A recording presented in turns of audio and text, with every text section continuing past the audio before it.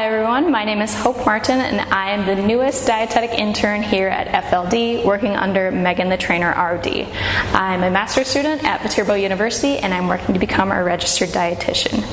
My role today is going to be working on tackling the Nourish to Flourish Takeover, so come along with me if you'd like to learn more about label reading. Because reading is what? Fundamental! Have you ever looked at a nutrition label and wondered kind of where to start, what I'm looking for, and might feel just a bit overwhelmed? I know I did before I started my nutrition education. So I'm here to guide you through it and kind of get you to the place where I'm at now. It's not going to be as simple as just looking at one component. We're going to want to look at the whole picture of what's going on in that nutrition label. The main thing I want to talk about is that serving size. Serving size is going to be what all the other numbers are based on. And if you know, if you're like me, sometimes we eat a little bit more than that serving size, and that's okay. We just need to calculate out what the rest of those values are going to be. Next, calories. They're fairly useful. They're going to tell us how much energy you're getting in, but it's not that whole picture that we're looking for. Instead, what's going to give us a broader picture are our macronutrients. Our macronutrients are things like protein, carbs, and fats. And those are also going to be broken down into smaller subcategories. Fats, for example, have trans fats and saturated fats listed below them. Carbs are going to have things like fiber and added sugar. So speaking of those, let's talk about some key numbers. For added sugars, you're going to think that food is going to be more energy dense, rather than if the total carb has things like fiber under it, it's going to be more nutrient dense. And this is important. This is what we want. Energy dense is going to make us feel full for a little while, but if we add something that's nutrient dense, like fiber, it's going to help us feel full for a longer time. It's going to help with things like gut health, heart health, and feeding that gut microbiome, which we know is oh so important.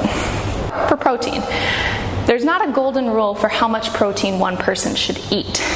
I'm not going to tell you go eat 100 grams because that's not what works best for me. It might work best for some people, but not for everybody. Protein is going to be based on your stress, your activity level, and your overall body weight. So it's important that you do get a lot of protein in, but just cater to your needs. Next, sodium. Sodium's often hidden in our packaged foods. It's used as a preservative. So just be mindful of that and keep an eye out for things that say like low salt. But where marketing can get you is that low salt is for that specific serving size. And serving size doesn't have to follow a hard and fast rule. Instead, if people want to make it seem like their sodium content's really small, they're also maybe going to shrink that serving size. But if you eat triple the serving size, you also have to triple your sodium. So just be mindful of that. Oh my goodness. The last macronutrient I want to touch on is fat. Don't just look for low fat, because the quantity of fat that we eat is not as telling for our health as the types of fat that we eat. As I mentioned earlier, trans fats and saturated fats are going to be listed because they're fairly harmful to us. They're going to do things like clog our arteries, and we really don't want that. So, if your fat content is primarily made up of things like unsaturated fats, that's going to be better for our health profile. Unsaturated fats are found in things like fish, olive oil, and avocados. Think less beef. Now moving into the side of nutrition labels, meaning that it's not just one number. So you're going to want to look for things like ratios. There's going to be fiber to total carb ratio. You're going to want to keep that closer to 1 because that means it's more nutrient dense. Sodium-to-calorie ratio, that's going to be a really great thing to look out for too. You're going to want to keep it to be less than 1 milligram of sodium per calorie. So if you have a 100 calorie snack, you're going to want to have less than 100 milligrams of sodium. Also, you're going to want to keep in mind that some foods may present as being pretty healthy in one aspect, such as granola bars. They might have a lot of protein in them, but they're going to be pretty unhealthy in other aspects like added sugars. Could have up to 20 grams of added sugars, and that's really not going to be great for us.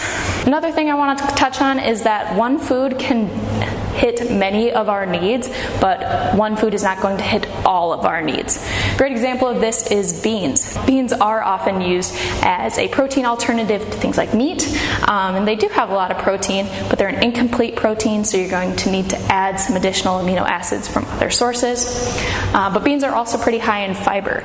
But if we're using just beans to meet our protein and fiber needs, that's going to be a lot of beans. So it's important to just add variety in order to meet all the things that you need to.